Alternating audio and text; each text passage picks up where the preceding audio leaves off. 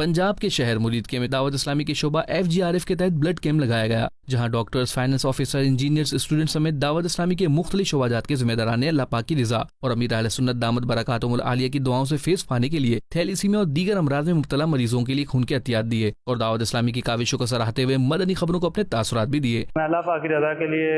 blood دینے کے لیے آیا ہوں، تو آپ سب بھی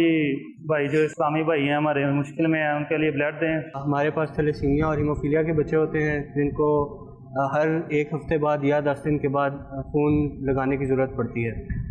اسی سلسلے میں آج دعوت اسلامی کے توسل سے ہمارا بلڈ کیمپ ارینج کیا گیا ہے، اور جیسے جیسے ڈونرز آ رہے ہیں سب کچھ اچھی طرح سے ارینج کیا ہوا ہے انہوں نے، کوئی یہاں پہ ہلچل نہیں، کوئی رش نہیں، حالانکہ ڈونرز آ رہے ہیں اور بلیڈ ہو رہے ہیں لیکن کوئی